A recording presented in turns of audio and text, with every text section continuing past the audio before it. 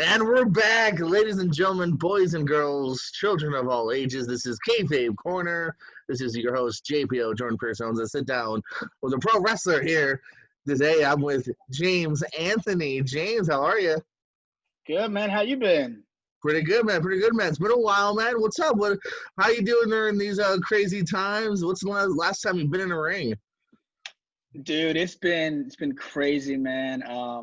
I just actually got back wrestling in front of a live crowd about a month ago. Good. Um, I was doing some private stuff though, do some private shows because one of the companies that I wrestle for here in North Carolina, I actually help out with booking and promoting. So we did some private shows because we knew probably around like June we could probably get back to having live crowds and stuff. So we put on a couple of private shows just for our YouTube channel, just so the fans can keep up with the storylines. So we were able to do that back in June 6th, and then a couple of other promotions started doing some little smaller private shows that I attended up in Tennessee or West Virginia. And then like recently, we just were able to do a couple of live shows.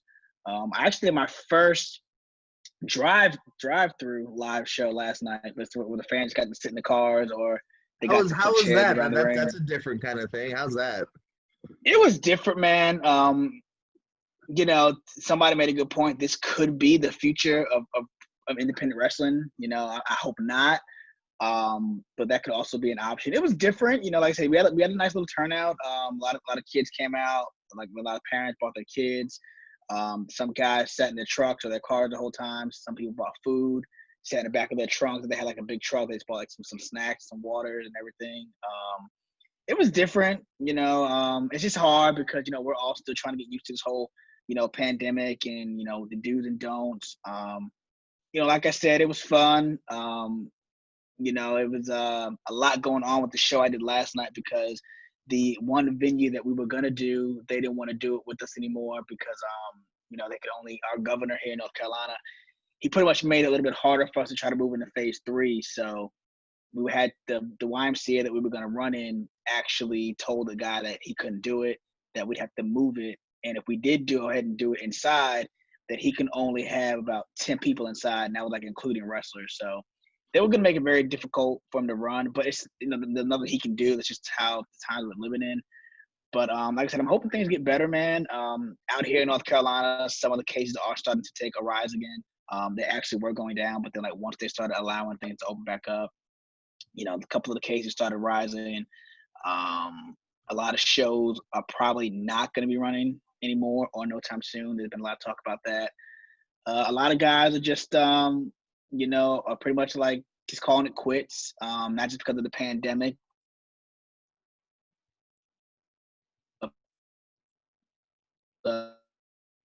Some of the things we'll probably get to that. A lot of situations out here with, not being able to have a show of maybe have maybe like 50% capacity. So it's been a lot going on out here. Every state's different. I know Tennessee's been up and running, but there was talk of some of the shows out there that I do. There was talk of possibly maybe not soon, but I think that was just a rumor because there's been a lot of shows that ran out there this weekend. I was talking to a friend of mine earlier. I think West Virginia is putting a ban on wrestling right now because of the spiking cases. But what about you guys? How's things going out there in Florida? I mean, similar kind of to what you were saying here. Seemed like some stuff was opening back up, and then cases are spiking back up. So there's not a hell of a lot going on right now, unfortunately. And I don't know when things are going to get back to normal. As you said before, might be a new normal with the whole drive up and maybe I think outdoor shows might become more of a thing now because of buildings being afraid. And yeah, I don't know. It's really still at a standstill here. We're personally trying to go forward with an August 8th show, but even that, every day I'm afraid of hearing bad news. So, we'll see, man. We're doing what we can, but, it's hard right now. Yeah, man, that's the only thing that sucks about it. Like nobody really knows what's going on. Nobody really knows like when we could get back to normal. I mean, this might be like I said, this might be the new normal. Driving this drive up, drive through wrestling. Maybe wrestling in front of maybe like half the capacity that you could. So if you run in a building that can allow you maybe to 400 people, you might only be able to do like maybe 200. It's including wrestlers and, concessions and everything. But, like I said, hopefully, man, things will get better. Hopefully, we can find a cure for all this. Hopefully, we'll be able to get back to some type of normalcy here over the next couple of months. But, other than that, man, I've been trying to stay busy. I got a couple of bookings coming up this weekend here in North Carolina. Next weekend, I'm scheduled to be in Tennessee all weekend from Friday through Sunday with a couple of friends. So, Lord willing, some of the shows still keep running. We can still keep doing what we love to do. But, a lot of people are afraid that there could be a second wave of this after the summer. A lot of people are afraid that there could be another lockdown. I would hope not, but it seems like every day you look at the news, the cases are just rising back up. They're just spiking back up. So, you just never know what's going to happen here over the next couple of months. But, I'm just staying positive like I always do. I'm just taking every day one step at a time, because that's all you can do, man. Yeah, absolutely. It's not like you said, it's all you can do. And, fingers crossed here. I mean, we're definitely not out of the woods yet, but all we can do is hope that things, we'll get better, do what everyone can do their part, That's all you can do, man. Let's go back now. Let's start back at the beginning here about your journey into professional wrestling. Were you a fan growing up? Where does just your start begin?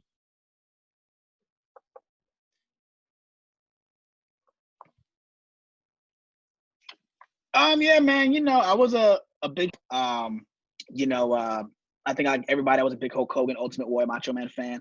My uncle got me into it. He watched both WWF at the time, WCW. So he was a big fan of Doom, which was Ron Simmons and Butch Reed. So he was a big fan of theirs. He also became a big fan of Undertaker when Undertaker came on to the scene in WWF. And I remember me and him just watching wrestling. A Hogan fan. I had the wrestling buddies. I had the belts, and I always thought to myself, this would be something to be really cool to do later on down the road. And lo and behold, I got out of high school. When I graduated high school in 2005, I really didn't have a career pathway. I knew that probably college for me wasn't a possibility. So it took me a while to kind of figure out who I am and what I was. I did some work around my church. I became a leader in my church. I became a youth leader, helping out with the young kids. We did a lot of different trips and did a lot of different activities there. I did that for a couple of years. And finally in 2010, a lot of my friends were graduating from college and were getting big, realized that I decided to really try out wrestling. And I remember being on the I think it was WWE.com. They were posting about, where they train for beginners, have beginners classes down in Florida. At the time, it was for Florida Championship Wrestling, which we would know later on to become NXT. And they charged about $1,000, and it was a 3-month course where they taught you all the basics. They taught you locker room etiquette. They taught you what it takes to be a professional wrestler. They taught you all the do's and don'ts of the business. You were trained by Steve Kern and Norman Smiley. And at that time, there were a lot of the guys that were currently signed to FCW in their developmental. That's what that really was. It was developmental. And, we would get trained, and we would get, different guys to come in, like Derek Bateman would come in there. He would go on Slater to become EC3. Heath Slater was there because he was still working both in FCW, and he was working on Monday Night Raw at that time. David Otunga was there. Richie Steamboat was there. That's Ricky the Dragon Steamboat's son. There were a lot of the guys that were just getting their foot on TV that were still out there, like Alex Riley and Big E, and Byron Saxton was there. And a lot of the guys that you see on TV have heard of, they all were out there at the time at FCW. So we were able to learn from all of them. They were teaching us what they were being taught. They were giving us some good advice. Like I said, we did that for 3 months, from June 2010 to September 2010. That's what we did. On the last day, you get to invite your friends and family to come out and watch you put on a show. You get a DVD of the show, and I watched it, I think maybe like twice since then, and I kind of hate it because I was so green. I was 23 at the time. So I was so green, and I could probably go back and nitpick and pick out every mistake that I made. But it's great to have that memory because we got to wrestle in a WWE ring at that time. And then from there, you just pretty much you go on to the independents, and I was doing different independent shows. I was doing some stuff with you guys out there at Real Pro, which at that time it was I think it was like what new was it new? Era. Yeah, New Era. So that's where I met you guys at. I was doing that. I was doing NFW up in Lakeland. I actually was trying to do some stuff with I forgot what was the name of that show that was like right around the corner from my aunt's and uncle's house. All Star Wrestling. They were doing some stuff in like a little bar area. FUW was another one that was Florida Underground Wrestling that was out there up in Bourbon Street. There was a lot of different promotions out there that I got my foot in the door foot in the door in. And then in 2012, I up and moved. I had some opportunities come back up here, but I also wasn't in the business. I wasn't really feeling the vibe out there in Florida like I was in the beginning. I was doing FUW a lot, and at that time, Michael Tarver had gotten released for he wasn't really saying the younger cats were, in my opinion, getting pushed to the side. I had up and left. The buzz that they first had when I got there in 2011 was not there in 2012. It was far, and I remember when I first was going out close to 100 or more people, 15, 20 people. So, that's when I kind of like quit going there, and that's when I kind of hooked up with Abel and Brian Gold. They were doing that one. That was Florida Pro Wrestling, FPW. And I was able to go out there and work with some really good talent. I was able to get a lot better in the ring. And then I want to say around, I think 2012, I went home and did a show, and I had a match with a guy here by the name of ATM. We really put on a really good match, and a lot of promoters that had never saw me or heard me hit me up, and they wanted to know, like, where all do I wrestle at, because they wanted to get me on their shows. And they were like, I told them I live in Florida. And they kind of were just telling me, like, yo, if you came back out here, we can help you get on this show. We can do this. They help with that. So, I kind of made a decision to say, you know what, I think I'm just going to leave the Florida area for now. If it's meant to be, I can come back out here later. So that was a big chance to take on myself, coming back to North Carolina. Successful career since coming back to the Carolinas. I've done a lot. I've over the past 10 years, if you can believe it, bro, it'd be 10 years in September that I've been like wrestling full time.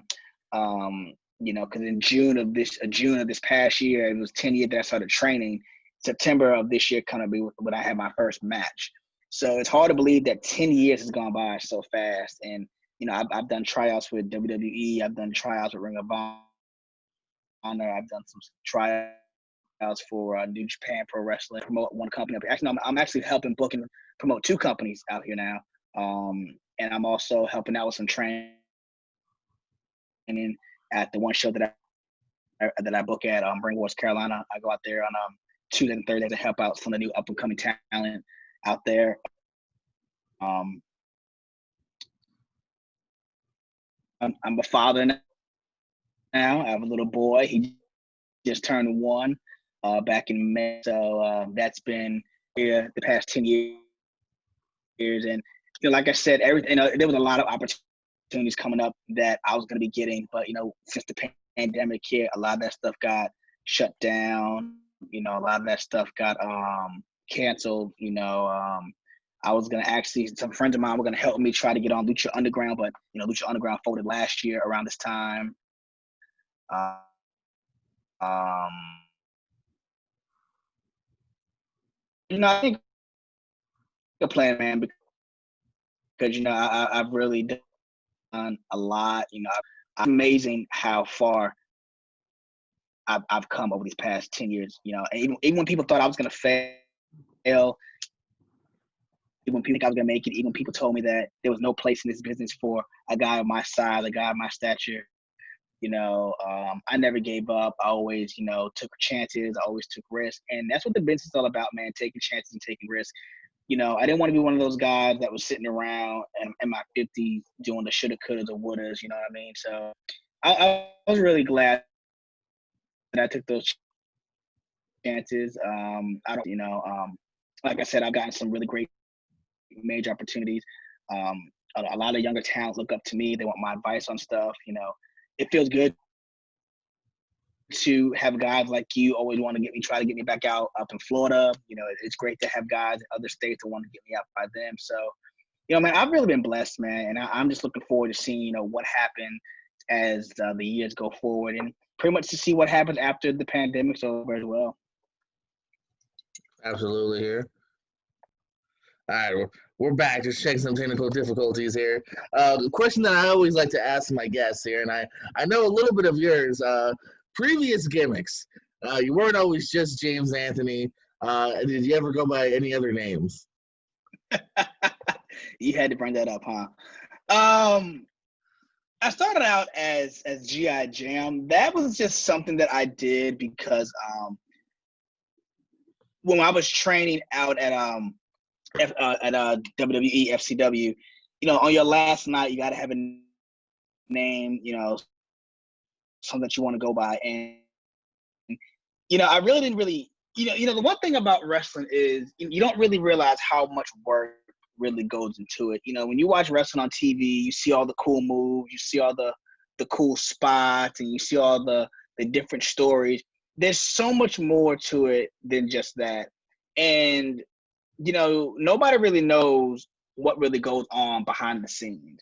Nobody knows what it's really like to try to come up with a gimmick, try to come up with a character, try to come up with, something that fits you. And for me at that time, I didn't really know. I didn't even have a name picked out. I didn't have any type of idea who I wanted to be. So I remember I think it was the Monday before because when we trained at FCW, you trained Mondays and Wednesdays, and that was it. You trained Monday and Wednesdays from 6 to 9, and then that was it for the rest of the week because, on Thursdays they had their TV tapings, and then on Fridays they were doing, different little small independent shows around the way. Sunday they relaxed. So, you only got 2 days to train. So we trained on Mondays and Tuesdays we trained on Mondays and Wednesdays from 6 to 9. And that Monday before the show, Steve Kern told all of us that, let me back up real quick. I probably have to mention that. I don't even know if I did. I don't know if I mentioned that Steve Kern and Norman Smiley were the guys that trained us. Steve Kern from, a lot of people might know him from WWE as Skinner. That's where I knew him from before I got to really know him about his tag team. And then Norman Smiley, was in WCW as Screaming Norman, former hardcore champion. He had been there. He had done some stuff. He had actually done some stuff with them in the earlier 90s, but he didn't really get recognizable by WCW until like the late 90s, early 2000s. And that Monday, Steve and Norman said that, they wanted everybody to have some type of a name or a gimmick. And I was struggling with that because I was like, man, I never thought about that, and every name that I came up with just didn't really make sense to me, and I would just think to myself, what can I be just for this one night? I can get through this just one night, and then I can go ahead and think of something else, later on down the road. Do you remember and my uncle around? was in the. There was so many. I'm trying to think. I was a big Sting fan, so I was thinking maybe like Showtime, James Miranda, something like that. But like that didn't really make sense. I thought about maybe like Sonny J, but that really wasn't clicking. And everything that I just threw out just didn't make sense. And I remember my cousins were trying to help me, the guys at the school were trying to help, and I remember I was at the house at my aunt and uncle's house because I stayed with my aunt and uncle for 2 years when I was out there training. And I remember my uncle, he's in the Army. Was in the Army. He's retired since. and he had some old fatigues.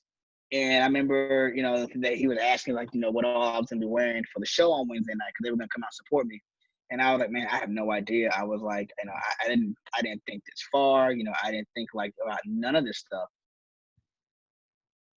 And he was like, well, if you want, you can wear some of my old, army fatigues. Maybe just have like a little, like an army gimmick. And I don't even know how I came up with this name, but I came up with GI Jam.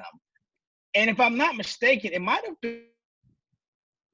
been Norman Smiley actually that gave me the name when I got there that night. The whole purpose of me wearing the fatigues was they looked at me as like the old school Rey Mysterio, because Rey Mysterio took the mask off in WCW. He started wearing the camouflage fatigues because he was doing his whole filthy animals type gimmick, legend killer gimmick. So Norman was like, you remind me of like a young Rey Mysterio, like a young Tupac with your fatigues on right now. And he was like, we got to give you like a name. He was like, what's your whole name? I'm like, well, my actual real whole name is James Anthony Miranda. And he was like, Jam. He's like, I like that. You could be like a GI Jam. So Norman kind of helped me out pick out that name, and I really just was going to use it for just that night, but the name stuck. And then GI Jam was born. I just went around wrestling in my camouflage fatigues. Didn't even have a gimmick. It was that's just what I was. I was, people looked at me as like a younger Rey Mysterio, like a young Tupac type deal. So I did that from June of that year I used that name from June of that year until January. And then I started going by James Anthony. And I started doing like a little more of a cocky, suave, trying to be cool type gimmick. So I changed my name to the Caramel Candy James Anthony, and I had dubbed myself like the sexiest light skin on the Independents. And that to me was a stupid name, but it got over. People loved it. They liked the fact that I was trying to be for a guy my size, that I was being cocky and arrogant because. If you really think about it, not trying to be funny, like a lot of smaller guys and shorter guys, they are cocky. They are arrogant. They do try to be the loudest guy in the room. So that's what my character, that's what my gimmick was. I was always like trying to be like the loudest guy in the room. I was trying to be like the toughest guy in the room. And I did that gimmick and character for the past, I want to say I did that for like for 2 years. And then I really started getting asked to come to shows. My career really started taking off. So I kind of dropped the whole caramel candy gimmick, and I just became James Anthony.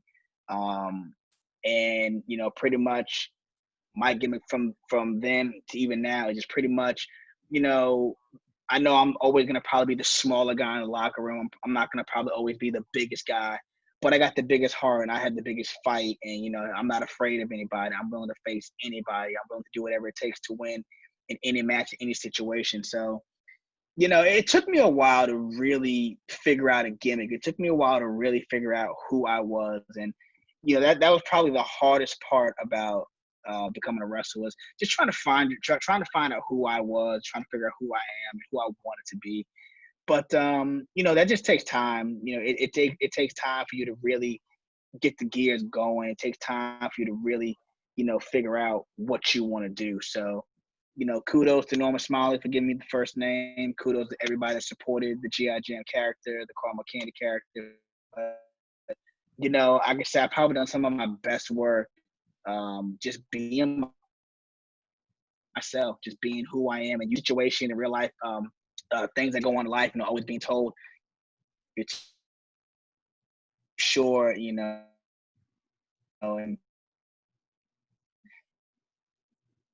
your race is going to hold you back to take off, and really got me to that next level that I've always wanted to be at. Well, I miss GI Jam. Technically, we did wrestle together once. We were in a battle royal, remember? I remember that.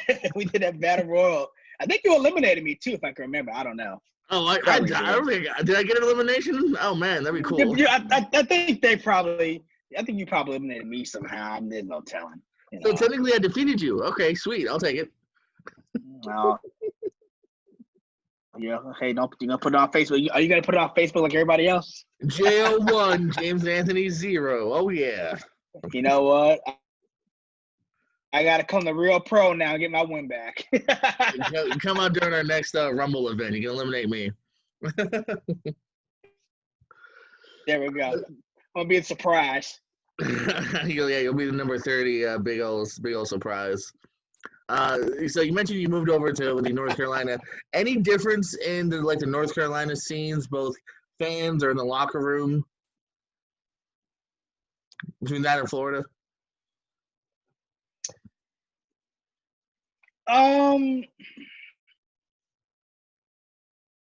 Moving back to 2012, very scary for me at least, because I was so used to being around people I knew in Florida. You know, I was used to D'Lo Jordan. I was used to being around Preston Kane and Wayne Wonder, and I was used to being around the guys at Real Pro or at New at the time we called it. I was used to being around the Florida Pro Wrestling guys. So moving here, not knowing anybody, being the new guy in the locker room, only being 2 years in the business, for me it was nerve-wracking because, like I said, I didn't know anybody. You know, I didn't know how people were gonna, take me coming into their locker room. And, being 25, coming back to North Carolina, and I was immature. I was still learning the business. So, there were times I said things I shouldn't have said. There were times I'd done things I shouldn't have done. But, that comes with growing. That comes with maturing. And I can honestly say I wasn't really mature at the time. I was very immature when it came to the business. I was always trying to go out there and, I was trying to always do things that I shouldn't have been doing. I was doing things that, weren't appropriate. I was saying things to fans that I shouldn't be saying. So, I had to really learn the business. I had to learn what I could do and what I couldn't do and what I could say and what I couldn't say. And out here in Florida, it was just so different because a lot of the shows I worked at, they were in bars most of the time. So I was used to work in that bar life. I was used to, being able to say what I wanted to say. I was used to having that vulgar mouth. And, coming back here and working in armories and working in, high schools and stuff like that, working in actual buildings in front of over 100 fans, I really had to learn the business. And like I said, I can honestly say, being able to hook up with certain people and being around certain veterans and being around, certain people to teach me and guide me, it really helped me out a lot. Like I said, I was a new guy in every locker room I went to. I had to prove myself in every locker room that I went to. I know some people might, listen to this and be like, well, it's just the independence. Yeah, but, I was coming in as that new guy. You just can't walk in on your first day making demands and, trying to take over the show. That takes time. You got to build yourself up. You got to build up a trust with all these guys. So, I was always very quiet when I walked in locker rooms. I was always very nervous. I was always afraid I might say the wrong thing. I was afraid I might do the wrong thing. Like I said, I only had at the time I only had 2 years worth of experience when I got back here in 2012, and I was just learning on the way. I did hit some speed bumps in the road. I did have some issues at shows with certain guys. I'm not going to mention any names because a couple of these guys have been signed. But I did have some issues with certain guys in certain locker rooms. A lot of guys didn't really look at me as a professional wrestler. A lot of guys looked at me as, oh, you're just another guy that just wants to do this because it looks cool, or you're just trying to get laid, or you're just in it for the money. And it's like, no, I'm in it because I love professional wrestling. So, I had to prove myself to a lot of these veterans out here, and I even had to prove myself to a lot of these indie darlings out here that I was out here to make it. That I'm out here to try to get a job. I'm trying to make this a living. So, moving back out here in the beginning, like I said, it was a struggle. But I want to say maybe about 2 years into being back out here, people started giving me my respects. In 2014. I became the first AIWF World Cruiserweight Champion. I've held that title 4 other times since then. Like I said, I went on to did tryouts with Ring of Honor. I went on and got a TV spot with Ring of Honor. You know, I went on to do stuff with WWE. Like I said earlier, I went on and, you know, I won multiple championships. You know, I get to immense amount of shows all the time. You know, I have promoters hitting me up now about bringing in certain talent for their shows. You know, I've really become a very respected guy on the independents, and not a lot of guys can say that. You know, not a lot of guys can. Certain promoters hit me up wanting to know, should I bring in this person for their show? My advice when I come to a show, you know, certain matches or where to put a certain match on the show, because they know I do a lot of booking out here in North Carolina. So it's really amazing to see where I was, you know, 8 years ago, and then see where I am now 8 years later. You know, like I said, I matured a whole lot more since then, and I've done a lot more. You know, I've learned a lot more, and I'm teaching the stuff that I'm teaching the newer kids now that are coming to the business, the don'ts, you know, of the business. You know, I'm teaching them I'm showing them and telling them the mistakes that I made to help them not make those same mistakes. You know, you can't go into a locker room trying to be cool. You can't go into a locker room trying to be cocky. I've been in a locker rooms over the years where, you know, they don't win and they want to just do the cool stuff they see on TV. You know, I've been in many locker rooms where I've had to put a lot of younger talent in place. You know, I've been in locker rooms where, you know, I've seen guys get hurt. I've seen guys get kicked out of locker rooms. I've seen guys get knocked out in locker rooms before because they're just coming in and they're so cocky and they're so arrogant. And, you know, I can say luckily for me, you know, I didn't have that chip on my shoulder. You know, I didn't really have that cockiness. You know, yes, you know, there was times that I didn't want to do business with certain people. And it was mostly because it was the people that I was hanging out with at the time. But again, I matured from all that. I learned from, you know, I learned the business, you know, I learned out doing the jobs, you know. I remember Bob Evans, I took a Bob Evans seminar one time, and he told us his story about how he was bitter and about how he hated the new kids on the independents and wrestling. And, you know, he wanted the old school wrestling back. He wanted guys to be beaten down like he was beaten down when he first got into the business. And he said one day he finally had to realize that, you know, he needed to sit down and look and see what the new kids are doing. You know, he said he had to change his whole attitude and mindset about the business. And, you know, that's what I had to do. I had to open up my eyes. I had to, you know, watch and learn. And, you know, I had to have people teach me the do's and the don'ts of the business. You know, like I said, nowadays, you know, a lot of guys don't want to learn. They just want to do what they see on TV. A lot of guys don't want you to critique them after their matches. They want to hear they want to know how cool their match was. You know, they want to hear about how, you know, that the spot that they did at the top rope was the greatest thing they've ever seen. You know, they don't want to hear about the things they did wrong. All they want to hear about the things they did right. You know, even now, 10 years later, when I have guys watch my matches, you know, I would ask them, hey, man, what do you think of my match? Oh, man, it was great. It was great. It was great. That's great. But cool. But what I do wrong? Oh, no, you didn't do nothing wrong. Everything was fine. Everything is fine. And I hate that. You know, I got to the point now where I'll tell guys, hey, man, how did you like my match? And don't lie to me. Don't give me that BS. You know, what'd you really think of it? And they have no choice but to open up because they know I'm being for real. So, you know, I had to learn how to take criticism, you know, because I was one of those guys. I wanted to hear about all the good stuff I did. I didn't want to hear about all the bad stuff. So I had to learn how to take criticism. I had to learn how to take critique. I had to learn how to be critiqued. I had to learn how to take those critiques and make them into positives so I didn't make those same mistakes in my next match. And not a lot of guys want to do that these days. Not a lot of guys want to hear about the bad stuff they're doing. All they want to hear about is all the good stuff. So, like I said, moving back here in 12 was a very decision. I don't regret it because I had a very successful career. Could I probably still had the same amount of success if I would have stayed in Florida? I don't know. You know, at that time there was a lot of stuff going on in Florida. So, you know, yeah, man. Like I said, I've learned a lot over the years, and I'm very proud of the success that I've had, and I'm very proud of the decision I made to move back here all those many years ago. Very nice, very nice. So you touched a little bit about some of the matches you've had, like you mentioned the Ring of Honor match, which I saw you in the ring there with Keith Lee. What are some of your favorite matches you've had?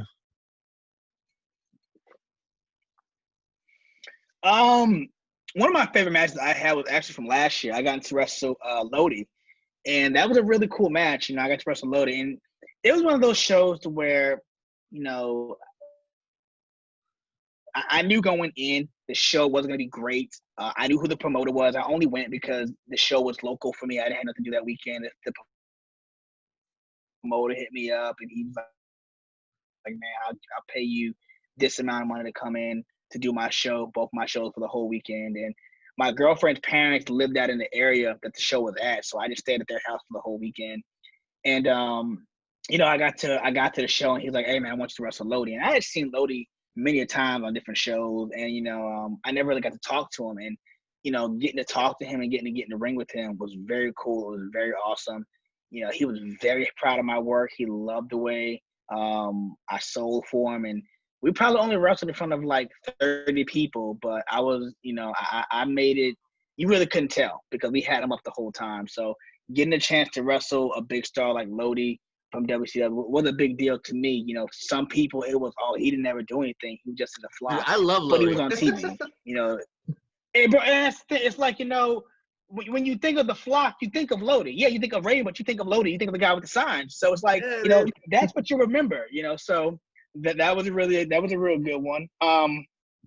Exactly. I got to get in the ring with Keith Lee and Shane Taylor. I was one of their first matches on Ring of Honor TV. You know, that was an awesome experience. We got that experience because of my tag partner at the time, Victor Andrews. He cuts hair, and he cut some of the superstars' hair in the back that day at the taping we were at, and they were like, you know, what would you want to return for cutting all these guys' hair? And he was like, yo, just give me a match. So they gave us a tag team match on TV. We did what we were asked to do. Keith Lee loved it. Shane Taylor loved it. And, you know, I'm glad that I got to step in the ring with those guys and to see where they are today. So that's always been one favorite of mine. Another match of mine that's one of my favorites, it was Victor Andrews, you know, my tag partner, you know, my brother, you know, one of my best friends in the business. You know, we've had some awesome, you know, matches, you know, not just in North Carolina, but we wrestled in Georgia, we wrestled in Florida, we wrestled in Tennessee. And, you know, people were always amazed at our work. You know, people always loved how we made it look so real. One of our favorite matches that we had was back in 2014. We wrestled for Premier Wrestling Federation, PWF. It was Steve Carino's promotion. And we went out there, and Steve's word, we put on a clinic.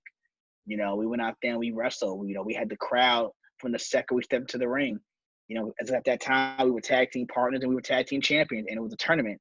And we ended up meeting in the tournament, and we made it to where we weren't going to fight each other. And we made it to where we both tried to sneak and pin each other to win the tournament. And in the end, we both got double counted out and nobody won. And the fans loved it. The fans hated that the match ended with a no contest. They was chanting for 5 more minutes. And that's one match that people still talk about all these years later, is the one that we had in 2014. So Victor Andrews has always been one of my favorite opponents to get in the ring with. I've had some really cool matches when I was down in Florida. You know, me and Donnie Abel put on a really good match a couple of years ago. I don't know if he still wrestles now, but Justin Matthews, when he was at New, I think he was one of the first guys I wrestled at New, and we put on a pretty decent match out there. You know, I've had so many, man, and, you know, it's just so hard because there's so many good ones out there, and I know if I start talking about them all, I'm gonna miss somebody. But there have been so many good matches that I've had. You know, I've been able to get in the ring with C.W. Anderson and Steve Carino. I've been able to, you know, get in the ring with different guys on the independents that are big indie darlings. You know, I've been in the ring with Jason Kincaid. I've been in the ring with Rob Killjoy. I've been in the ring with Kobe Carino. You know, I've been in the ring with some of the greats out here, man. You know, it's really been an amazing career. You know, like I said, if I start talking about all my matches, I'm gonna miss somebody. So, you know, like I said, man, I've got so many favorites that I can name, but you know, I'll leave somebody off, and I don't want to do that. So on the flip side of the coin here, who have you shared a locker room with or been an admirer of that you haven't had the chance to get in there with? Who are you itching to step in the ring with? I remember I really wanted to get into the ring with Leo Rush before he got signed. We had did a couple of different shows together. He actually was on one of the I think before he got signed for the Cruiserweight Classic. I think it was the Cruiserweight Classic. Before he got signed to do that deal, he was wrestling at I think it's Ignite down in Florida, and we were on a couple of shows together. And I remember I watched his match one time, and I was like, man, that's a guy that I would really love to get in the ring with. He could probably teach me some things. I mean, he's younger than me. It sounds crazy because at the time he only had like a year or two in the business. But I was like, man, that guy could probably, push me to better myself. And he was one guy that I always wanted to get in the ring with, but I never did. Me and Victor Andrews were coming to Ignite one night, and we were on the way there. We got halfway to Florida, and I want to say once we got to Jacksonville, there was a major accident on the highway where I think it was a cement truck, or I think it was a gas truck had turned over and it caught the highway on fire, and we couldn't get through, and they shut the highway down. So we had to turn around, and we had the show. And come to find out, we were going to step into the ring with, I think they were time. Forget who they would have been, the difference maker in my career. Lince Dorado. I wish I could have gotten Lince Dorado before he went big. I'm sorry, I don't know if it just cut out for me. Say the Ignite tag team again. I missed it. I think it was like Los Pendejos or something like that. Oh, okay, sure, yeah. They used to, we were gonna wrestle them, and like I said, the show got there was an accident on the highway, and the highway got shut down, so we had to turn around, and me and Victor were so bummed because I was like, man, those guys are really great. We would have had done some really great stuff with them. So that was a missed opportunity. I really hated that. Like I said, I've been in locker rooms with other guy was trying to who I was talking about. Haggis. I was scared of him in the first time. I was scared to death of Haggis. But I would have, if I can go back and do it again, I would have definitely have loved to step into the ring with Haggis. Because I really feel like I could have learned a lot from him. There's been so many, man. I mean, it's so many guys that you see and you just look at them like, man, I think you and me could have some really great stuff get done in the ring. But like I said, sometimes things happen and you're not able to get those matches with those type of people. So those are just a couple of the few that I really wish I could have gotten a ring with. There's been some guys I have got a ring with or two, and it wasn't good. It was a big disappointment. And those are the worst ones, man. The match that and then they turn out to be the most disappointing ones. So I've had a couple of those over the years, and like I said, those are the worst ones, man. To have the ones where oh man, me and this tear it up, and then what it was going to be. Like I said, but there's so many guys, man. I mean, there's so many different names I would have loved to have worked with. Shaheem Ali is one of them. Who else is out there that I've been in locker rooms with that I wish? Again, bro, there's so many, man. And like I said, these locker rooms keep growing and growing with all this great talent. So, there's always going to be different guys you want to step into the ring with to either help you step your game up or help them step their game up. So, a lot of us are going to, finally get to have those dream matches that we've been wanting to have. So, just stay tuned because you'll probably see a lot of those happen later on down the road. Very good. I believe it. What are some of your favorite matches in locker rooms? What are some of your favorite locker rooms and promotions to visit? Well, like I said, I'm one of the shows that I do out here is called Ring Wars Carolina. It's in Lumberton, North Carolina. They've been around for some 20 plus years. They were one of the first shows to welcome me in 2012 when I first got back out here. I've been out there since. About 3 years ago, the promoter was having some issues with his students in his school.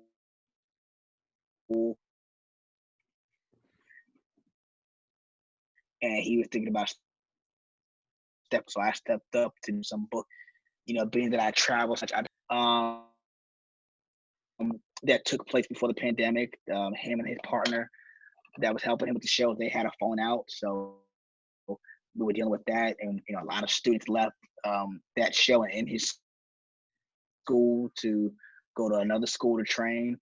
So we had to do a whole rebranding. We had to pretty much start all over again. But everything's looking good. Everything's been working out. We're bringing some fresh new talent. We're bringing some new faces, some new rivalries, some new stories. So Ring Wars Carolina is one of them. AIWF Mid Atlantic, that's another one that I help with booking and creative at. That's one of my favorite promotions in North Carolina. Premier Wrestling Federation, PWF, up in Jacksonville, North Carolina is one of my favorites. Outside of North Carolina, I would have to say Resolute Wrestling up in Crossville, Tennessee, TWE Chattanooga up in Red Bank, Tennessee. Well, it's pretty much considered Red Bank, Chattanooga, because it's right there on the borderline. RWA, Revolutionary Wrestling Authority, is one of them up in Maryville, Tennessee. There's another show up in West Virginia, Mega Pro. That's a good one that I love going out to. There's one here that I did last night, actually, up in Wilmington. It's called UPWA, United Professional Wrestling Association. That's a really good one there. Like I said, there are so many different promotions that I love going out to. In Florida, I was doing FPW at once a year when they were doing their big event, but they're not doing that anymore. So, that was one of my favorites. And that was one of the FPW was one of the first shows to really let me be who I am, let me go out there and really shine. NEW/Real Pro is always gonna have a special place in my heart because it was one of the last shows I got to work, and everybody welcomed me in with open arms. And the door's always been open for me to come back over the years, and I do plan to come back and make a return. You just gotta, everything's just got to line up for me to come back. That's all it is. So that could happen in the future. I did talk to some people about coming out and doing some shows. I do go wrestle up in Orlando from time to sometimes. I haven't been able to do anything with them lately because of the whole pandemic. Everything being shut down. I was able to go to Puerto Rico a couple of years ago. That was a really cool experience. That was really fun. I'm working on getting my passport because I really want to get into Canada and do some stuff. I would love to try to go to Mexico and do some stuff out there. So, there's a lot that I want to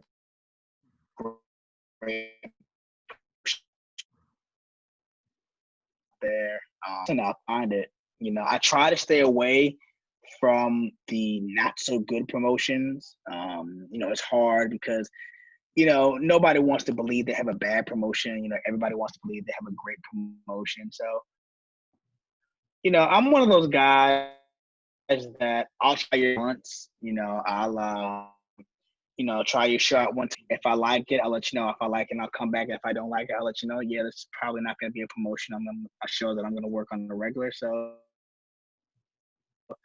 we'll stay in touch. But this is not going to be one of my go-to shows. So, like I said, there's a lot of different shows that I do on a regular. It's sad because I don't think a lot of these shows are going to be coming back once the pandemic's over, and that's really heartbreaking because I think right now people really need professional wrestling. I think people need somewhere to go to let their anger and their frustrations out on somebody. So it's going to be sad to see a lot of these promotions not make any kind of return after this whole pandemic's over. But like I said, man, I work with some really great promotions. I work with some really great promoters and bookers. I'm very well respected by a lot of the guys. So, yeah, man, like I said, I work for some really decent promotions everywhere. Not just in North Carolina. Well, where do you see yourself in 5 years? Man, it's crazy because when I first got into business, I asked myself that same question, and I didn't really accomplish anything that I really wanted to accomplish. If I can be completely honest, from 2010 to 2015, winning the AIWF World Cruiserweight title was a great experience, and holding on to that belt for a little bit was a great experience. But when I first got into business, I really thought that within the first year or two, I really saw myself really trying to get on to TNA, because that X division was just so stacked and it was just so popping back at that time. And showing my age, I just said popping. But I really saw myself signed somewhere. And I mean, that might sound crazy to some people, but I really thought I'd be signed somewhere by now. And I mean, I know that's kind of like crazy to say because, I'm only 33. I still got plenty of time. But when you look at guys like a Cody Rhodes or a Ted DiBiase Jr. or Leo Rush, these are all guys that were signed in their early 20s, who had long careers and still have long careers at that. But 5 years from now, man, I would love to be, maybe Impact Wrestling, maybe AEW, NXT, wherever I fit in best. That's all I can say. Like I said, I have gotten into booking. I have gotten into some creative stuff. And, if I couldn't wrestle, I would love to jump on somebody's creative team, bring some new, young, fresh ideas from a fan/independent wrestler's point of view. So that's something I would love to do. If I couldn't, if they looked at me and they said, "Man, you're just too small. We couldn't use you." I would love to try to jump on the creative teams, give some ideas, give some different points of views and stuff. But yeah, man, 5 years, you just never know. Wrestling's at a really great position now. With AEW out there, it's another brand new promotion that could see some new fresh faces later on down the road. Impact Wrestling is doing pretty good. WWE is doing good, despite people might think. Ring of Honor, I think, with the whole pandemic, kind of messed them up. So they've had to make some difficult decisions, and they've had to let some people go. But I wouldn't mind trying to get on Ring of Honor, something like that. I don't know, man. Like I said, 5 years. I know that's, some people are like, oh, that's a long time. You got plenty of time, and bro, it'll be before you know it. Because like I said, 10 years is come and gone already. So just keep watching and paying attention, man. That's all I can say. Because you just never know where I'll pop up next. And I keep forgetting NWA's out there. I would love to go on to the NWA. I think that'd be a good look. So there's so many opportunities. There's so many different choices, and that's what we need right now in the wrestling business. We need choices. We need options. We need places to go. And 5 years ago, WWE was the only option. Because Impact Wrestling and Ring of Honor weren't that over and open like they are now. So it's good that we have all these different type of promotions. It's good that we have the NWA back, and they're giving out guaranteed contracts and stuff like that. So this places and ever will be good for me and my family financially. So, like I said, man, I'm just keeping my eyes and ears open. I'm keeping my options open. And, hopefully by this time, maybe 5 years from now, around this time, maybe we can be talking about me being signed, the experiences I'm having there. Absolutely, man. The world's your oyster. I definitely see you popping up pretty much any of those places for sure, buddy. Any last words before we kick off on the corner? Man, just real quick, and I've done this on 2 different podcasts over the past couple of weeks. Right now the state of wrestling is been going through a lot. A couple weeks ago we had the I'm just gonna call them rumors because I don't want to say too much. The rumors were out about all these different sexual allegations that have been going down over the years. A lot of wrestlers have come out and said that they were, told to do sexual favors or this happened to them. And, a lot of these guys have denied it. A lot of them have just come forward and said, yes, this is what happened, but this is the real story. And, I just want to say that, on the independents, it's very easy to get caught up in those type of allegations. You know, you're wrestling in front of friends, you're wrestling in front of family, you're wrestling in front of, you know, all kinds of people. And you gotta just be careful nowadays. You know, I can honestly say, you know, before I got with my girlfriend, you know, I was one of those guys that, you know, was getting all types of weird inboxes from different people. You know, people would find you on Facebook after your match, and they would find you on Facebook or Twitter, and they would send you messages and, you know, saying some really crazy and, you know, thing things that you just, you know, shouldn't be getting sent. And you know, you gotta just be careful of what you say and what you do, because you know you never know who's gonna screenshot something. You never know when something might try to come back and bite you in the ass years from now. You know, like I said, I've been doing this for 10. You know, a lot of these allegations, you know, I wasn't there for none of these, but you know, some of these stories, they are true, because I've seen some of these different. I've seen some of these situations in locker rooms. I've seen promoters allow wives or girlfriends or whoever, fiancés in locker rooms while guys are changing. You know, that's a disaster waiting to happen. You know, I used to work at a wrestle at a show where the promoter would allow guys to bring their wives in the locker room, their girlfriends, their fiancés. And I'll never forget the next show or two after this, he had a big meeting with everybody, explaining to them that no girlfriends or wives were allowed in the locker rooms because, you know, he's tired of getting phone calls and inbox from guys saying that, you know, he doesn't want to be on the show with so and so anymore because he came home and found him in bed with his wife or his girlfriend. You know, so these things do happen. You know, I have seen situations to where guys in the locker rooms have gone to the ring for a match and their girlfriends have gone out back with other wrestlers. You know, it happens, you know, and I feel like promoters got to start policing their shows better. Promoters got to start, you know, really looking into who they're bringing to their shows. You know, they really need to really start being smart about who they bring in. They need to start being smart about how many people there are, how many people they're bringing in. You know, not every independent show needs to have 10 to 15 matches. 5 to 6 matches should be enough. You know, Five. people, you know, exactly. You know, 5 or 6 matches should be enough. You know, you don't need to have a show start at 7 and then you're not getting out until midnight. You know, the boys need to start protecting the boys. You know, if you're in the locker room, you see any of these female talents being disrespected, if you see them being sexually harassed, if you see them uncomfortable, and if they just look like they're uncomfortable being around somebody, you know, talk to them, find out what's going on. You know, step up, say something to somebody. You know, say something to the promoter. You know, pull that vet aside and tell the vet, hey man, you know, I was talking to so and so. She said this. You know, we need to address the situation. You know, sitting back and not saying nothing is not helping the situation. You know, so I just feel like the boards really need to start stepping up. The boards really need to start taking back the wrestling business. You know, since the pandemic's happened, I've seen a lot of guys say that they need this is the time to make wrestling great again. Well, let's make it great again. You know, being let's start being smart about what we do.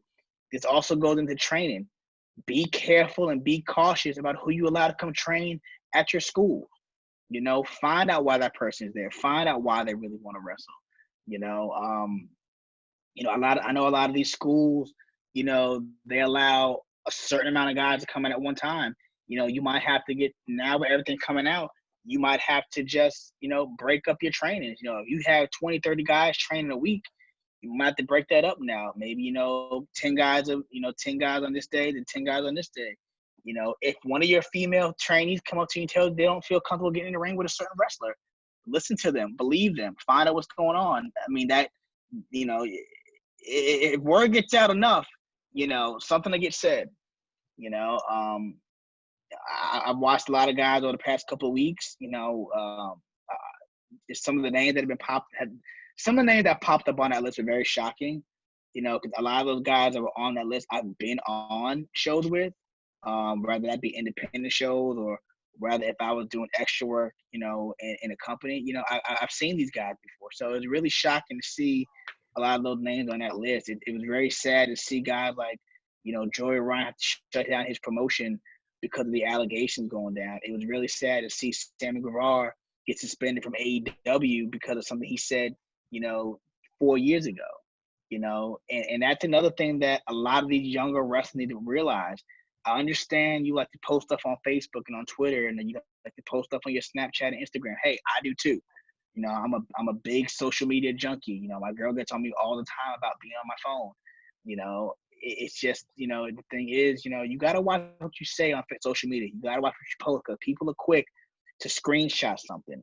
You know, you gotta be smarter. You know, you don't want something to come back and bite you in the ass 5 years from now when you get signed. You know, you don't want to be sitting in front of Mystic Man and he get ready to sign you, and then he gets an email saying, "Oh, well, this is what you said about my company 5 years ago." You don't want to do that. You know, I understand you might not be happy with the product right now. I understand you might not like what's going on with the WWE, but you know, just keep that to yourself. Just, you know, talk about that in the privacy of your home. You know, don't post it all over the internet. You know, just keep your opinions to yourself. You know, I sometimes don't agree with some stuff I see on TV, but if I complain, it's I complain to myself or I complain to the movement. I don't post the internet, you know. So you think about what you post on your social medias. You know, be careful who you trust. Be careful who you become friends with. Be careful who you know, call your friend. You know, because like I said, a lot of these guys, you know, we don't know what's gonna happen to some of these guys. You know, we don't know what's gonna happen with some of these guys' careers over the next couple of months. You know, or even after the pandemic. You know, so just be real. Just be careful what you do. That's all I'm saying. You know, be careful. Be courteous. You know, be courteous. You know, and like I said, if you're in a locker room and you see a female talent being, you know, disrespected, you know, stand up for that girl. You know, show that you care. And this is not even just for females. You know, there's been a lot of guys and girls disrespected because of their gender. You know, because of their sexuality. Wrestling has enough problems as it is. We don't need to add more stuff to it. You know, somebody's sexuality shouldn't be an issue. You know, if you don't want to wrestle that person, totally understandable. You know, you're not comfortable wrestling somebody, that's cool. You know, but you know, don't make it a big issue. Don't make somebody feel uncomfortable. You know, the young lady that killed herself from Japan, you know, she killed herself because of cyberbullying.